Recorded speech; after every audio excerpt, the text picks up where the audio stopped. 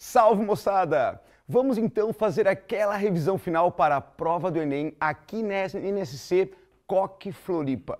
Estamos aqui representando agora a nossa equipe, a equipe de Geografia, Dudu, Cris, Léo, e vamos fazer uma grande revisão.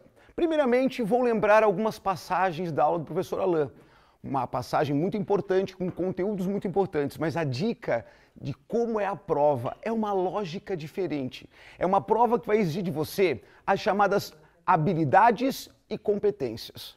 Os conteúdos são importantes, sim, mas você já desenvolveu toda a sua base conceitual. Agora é pensar na lógica da prova. Precisamos compreender fenômenos, dominar diferentes linguagens, enfrentar situações problema. Tá, mas qual que é a diferença de uma prova mais conceitual, mais conteudista, para uma prova que vai exigir essas linguagens diferentes? É você pensar de como eu vou fazer essa leitura, como que eu vou administrar bem o tempo da prova, tudo bem? Pensando também na lógica das diferentes linguagens. Veja só, você chega, está bem preparado e vê essa figura na prova. De imediato, é aquela figura que você tanto estudou, se sente preparado, feliz de encontrar o conteúdo na prova e tem que tomar cuidado para não cometer nenhum deslize. Por quê? De imediato, ao ver essa figura, você lembra ilha de calor. Lembrei desse conteúdo, maravilha. Eu já sei a resposta, letra A, concreto e asfalto. Por que você pensou isso? Porque nós sabemos que nas áreas centrais das cidades, a temperatura tende a ser mais elevada porque o concreto e o asfalto têm menor albedo, menor refletividade. Então eles absorvem mais calor e fazem com que a cidade fique mais quente que as áreas adjacentes. E você, letra A, gabaritei, próxima. Você pode ter cometido um erro grave. Por quê? Porque antes de eu olhar para a linguagem, o texto, o gráfico, a tabela, o mapa, eu vou olhar para o comando da questão, o que está sendo solicitado. Eles te perguntaram sobre o que causa ou como mitigar o problema. Veja, se eu não tivesse aqui o comando da questão, sem o comando, você leu letra A, concreto e asfalto, gabaritei. Já sabia, que beleza, eu estudei, estou confiante. Cuidado, olha só o comando da questão comigo agora. O fenômeno ilustrado no infográfico pode ser atenuado, mitigado com mais concreto e asfalto. Não, se eu quero atenuar o fenômeno, se eu quero mitigar, eu quero reduzir, eu preciso de mais áreas verdes, mais áreas arborizadas. Tá, professor, por que colocaram concreto e asfalto? É uma pegadinha? Foi para me sabotar? Não, moçada. A prova do Enem é pensada nesta lógica. São os chamados distratores. Veja, concreto e asfalto, temperatura eleva. Muitos prédios, um espaço verticalizado impede a circulação dos ventos, também dificulta nesse calor se dissipar. Gases poluentes, emissões de gases industriais, tudo converge para o tema. Então veja, você pensa, professor, parece que tem uma, duas, três corretas. Cuidado, se você olhou para a questão e imagina que está vendo ali duas ou três corretas, você não entendeu direito a linguagem ou você se confundiu com o comando da questão. O que eu faço, professor? Pulo essa questão, se for necessário, ou volte ao comando para fazer agora aquela leitura dirigida à linguagem e gabaritar a questão. Tudo bem? Repito, se tem duas ou três parecendo verdadeiras, é porque você está confuso e pula para outra questão ou revisa. Tá legal? Porque a resposta era mais áreas verdes como forma de atenuar o fenômeno. Legal? Bom, vamos para mais uma questão com uma diferente linguagem. O que queremos aqui agora, eu, professor Grote, Coque, AZ Floripa, mostrar para você que além dos conteúdos, nós temos as linguagens. E aquela sedução que a linguagem faz com você. Você lê o texto, aquecimento global, que bom, eu estudei bastante, estou bem preparado. É verdade, eu sei que você leu sobre aquecimento global, que é um tema importante, meio ambiente, muito presente na prova de humanas. Só que aí você vai direto para o texto. Não, vou direto ao comando da questão, para fazer uma leitura mais objetiva, mais direcionada. Professor, mas eu sou um bom interpretador de texto. Na prova de linguagem eu vou bem, que bom, mas tome cuidado. Olha só, vou ler o texto com você. O painel intergovernamental de mudanças climáticas prevê que nas próximas décadas o planeta passará por mudanças e propõe estratégias de mitigação. Aí você, que interpreta bem um texto, opa, já peguei a ideia central. Mitigar, adaptar, né? Estratégias, veja, mitigação, adaptação, direcionadas às mudanças, reduzir, efeito estufa. Professor, tem muitas informações aqui. Volta lá um pouquinho. Perceba que por 4 vezes no texto fala em mitigar ou reduzir o problema. Em 2 momentos fala em adaptação. Então você pensa, tá, reduzir o problema é a ideia central, certo? Cuidado. Eu vou retirar de novo o comando da questão para mostrar quão importante é começar por ele. Vamos lá? Sem o comando da questão. Se você pensou na palavra que mais vezes apareceu no texto, mitigar, reduzir, qual seria a resposta? De novo, você vai achar mais de uma. Veja comigo. Letra A, construção de usinas eólicas. Claro, se eu construo usinas eólicas, eu vou usar menos combustível fóssil, eu vou emitir menos poluentes. É uma forma de mitigar o aquecimento. Legal, gabaritei. Cuidado, de novo você ficou na letra A.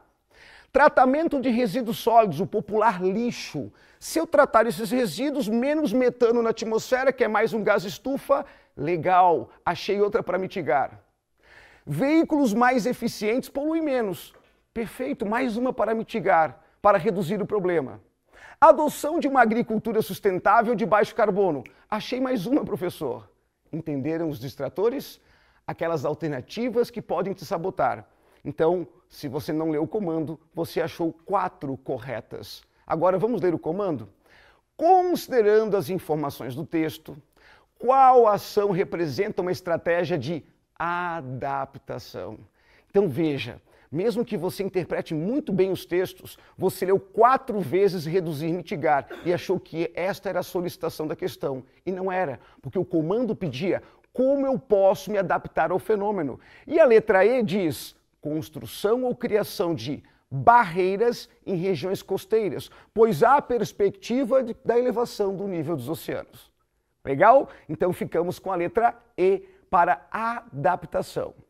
E se eu mudasse o subsídio, professor, e colocasse lá uma charge com o planeta Terra derretendo, né? E fosse a mitigar o problema, aí teríamos as 4 possibilidades. Tudo bem? Então pode ter diferentes linguagens, né? Os distratores podem me sabotar, mas estou aqui agora revisando, porque amanhã eu tenho uma maratona, né? São muitos textos. Ah, professor, a questão não parece tão difícil. É verdade, mas tem mais 89, né? É uma maratona, é puxado, então pensem na lógica da prova. Tudo bem? Bom, são temáticas. Quais temáticas a prova gosta bastante? Geografia humana, a parte de população e urbanização? Sim. Cabe lembrar que em 2022 tivemos o censo do IBGE, uma pesquisa tão importante, um retrato do país, um retrato da população brasileira. Alguns dados chamaram muita atenção. Primeiro, que nós tivemos a menor taxa de crescimento populacional já registrada em censos, desde 1872. Tudo bem? Um gráfico muito importante é a chamada pirâmide etária. E esta pirâmide que você está vendo na tela, que mostra as idades, as faixas etárias, foi divulgada pelo IBGE. Vou ampliar um pouquinho para você. Legal? Veja, a pirâmide está representando as faixas etárias. Nós temos ali 3 grupos de idades. 0 a 14 anos, aí nós temos os jovens. 15 a 64 anos, os adultos. E mais de 65 anos, os idosos. Perceba que na base da pirâmide, a cor mais clara, que mostra uma pirâmide um pouquinho mais larga na base, é o dado do censo 2010. A pirâmide 2022 já tem uma base um pouquinho mais estreita, que é a cor mais escura, tanto do lado masculino em azul, como feminino num tomzinho de amarelo. Tudo bem? Então, se a base da pirâmide está reduzindo, temos menos nascimentos, menor natalidade, menor fecundidade, filhos por mulher em idade fértil. Parem para pensar, 1960, cada mulher brasileira tinha 6,3 filhos. 2022, último censo, 1,58.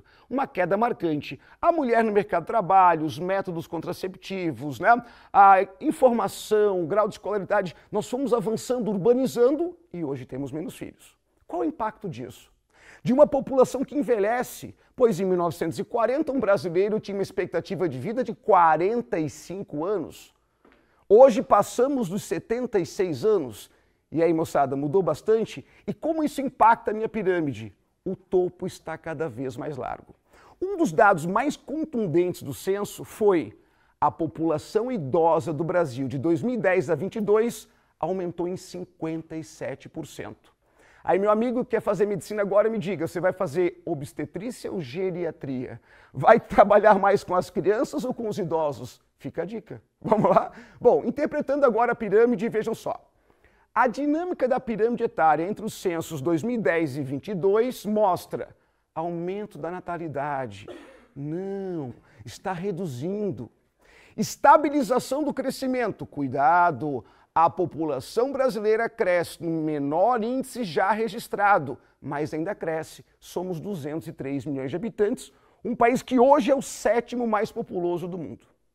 Aumento do crescimento vegetativo. Opa, professor, agora exigir um domínio conceitual, não só interpretação. Verdade. Crescimento vegetativo é a diferença entre nascimentos e mortes, natalidade e mortalidade. Mas é o menor índice já registrado. Redução da taxa de fecundidade. Sim, redução do número de filhos por mulher. Então chegamos aqui à letra D e vou mostrar para você o gráfico. Mas cuidado com a letra E. Redução dos gastos previdenciários. Não, aumento, porque se estamos envelhecendo, mais pessoas aposentadas, né? Vamos ter também toda a garantia dos gastos com a saúde dos idosos, que também tende a ampliar. Legal, moçada? Vamos então aqui agora, olha só a nossa fecundidade. O IBGE divulgou agora em agosto, certamente não vai aparecer na prova, mas que o Brasil vai parar de crescer em 2041, pois o gráfico da fecundidade vem caindo, caindo, caindo, e temos hoje, né, 1,58 no censo filho por mulher. Muito bem. Tá, professor, mas como foi esse desenvolvimento da população brasileira? Perceba que nós tínhamos um ritmo de crescimento do censo de 1872 a 40 que indicava um ritmo lento. De repente, aceleramos o ritmo de crescimento. É a chamada explosão demográfica, quando cai a taxa de mortalidade. Os antibióticos, a vacinação em massa, a estrutura médica hospitalar, o acesso à informação, passamos a ter uma mortalidade menor e explodimos. Hoje, o ritmo vem desacelerando e, como você viu, cresceremos até 2041. Bom, professor, qual seria outra temática forte para a prova do Enem? Geografia agrária. E a geografia agrária, moçada, entra muito naquela perspectiva da relação da tecnologia no campo, das novas ruralidades, né? É um campo que hoje mudou, né? Tem novas tecnologias, mas também mudou até culturalmente. Se pararmos para pensar, né, na propriedade rural, observe. Quando pegamos aqui na tela, veja, lavoura de soja. A soja é um produto que é uma commodity, negociado no mercado mundial. Já o alface, uma hortaliça, né, muito consumida no mercado interno. Perceba que a soja, 59% é cultivada em propriedades com mais de 1.000 hectares. Já o alface é cultivado até 1 hectare, 20% da produção, entre 1 e 10 hectares, 46%. Então, está mais ligado à hortaliça, o alimento fresco, à propriedade familiar. E viva o agricultor familiar de Santa Catarina, que somos um destaque nacional na agricultura familiar, né, moçada? O pessoal da cebola de Tuporanga, Alfredo Wagner, estamos junto aí. Do milho lá de Xanxerê, é isso aí. A agricultura familiar muito forte. Mas no Brasil, de modo geral, nós sabemos que a agricultura familiar vem perdendo espaço. Temos hoje a chamada agricultura de precisão, a agricultura 4.0, que mais capitalizada, com mais recursos do agronegócio, expande. Expande o quê? Os produtos da agroindústria, a soja, o milho, o algodão. Expandem os produtos para a exportação. Só que o nosso agricultor familiar, que contribui para a segurança alimentar do país também, né, perde espaço, porque ele é menos capitalizado, tem menos recursos para avançar. Então veja só, o conhecimento da geografia agrária e as informações das dimensões das propriedades brasileiras, tipos de cultivo, indicam que o cultivo das commodities tem destaque em propriedades familiares. Commodities, soja, milho, negociados no mercado mundial. Não, são propriedades maiores. A política de reforma agrária favorece a expansão do cultivo da cana-de-açúcar. Cana-de-açúcar também, açúcar, etanol, commodities, produção para o mercado externo, Brasil grande exportador. Então não é em propriedade familiar. Reforma agrária é assentamento em propriedades familiares. Os cultivos de longa tradição no comércio externo do Brasil contribuíram para a desconcentração de terras. Cultivos de longa tradição, café, cana, desconcentraram ou concentraram sendo commodities? O cultivo de hortaliças está associado a grandes propriedades do agronegócio. Não, você viu que é familiar. Então, moçada, pensem comigo. Nós tivemos uma situação no Brasil, em anos anteriores, do aumento da insegurança alimentar. Grave, moderada, leve. Este aumento, causa estranheza para um país que é um campeão da produção agropecuária de vários gêneros, da exportação da soja, do açúcar. Como atenuar essa insegurança alimentar? Reduzindo a desigualdade, evidentemente, políticas governamentais, uma delas, incentivar, favorecer a agricultura familiar, que coloca tanto alimento em nossa mesa, aquele alimento fresco, saudável, verdade? E o apoio à agricultura familiar favorece mais os cultivos para o mercado interno, como a alface que você viu ali, ou para subsistência. Queridos, qual foi nossa lógica hoje aqui? Eu falei para você que amanhã é uma maratona. Chega um momento que as questões já parecem embaralhar a cabeça. Então o que eu preciso fazer? Agora é hora de relaxar. Professor, o maratonista corre uma maratona no dia anterior para se preparar para a maratona? Evidente que não. Então você não está aqui correndo uma maratona. Você está acompanhando aqui na NSC, com Coque AZ Floripa, aquelas dicas finais. Como maratonista que agora está se alongando, fazendo só um pré-aquecimento para amanhã. Então, à tarde, vou ver aquele filme, vou dar um passeio, vou caminhar aqui na Floripa pela beira-mar, ou vou lá nos moles em Itajaí, ou vou na beira-rio, na Ponta Aguda, lá em Blumenau. Vou dar uma volta, vou relaxar para fazer uma grande prova. Você está bem preparado? Estamos aqui torcendo por vocês. Um grande abraço e não esqueça, o material do Coque está lá no Instagram. É só solicitar no direct que você vai receber esse material. Tudo bem? Um beijo, boa prova a todos. Valeu!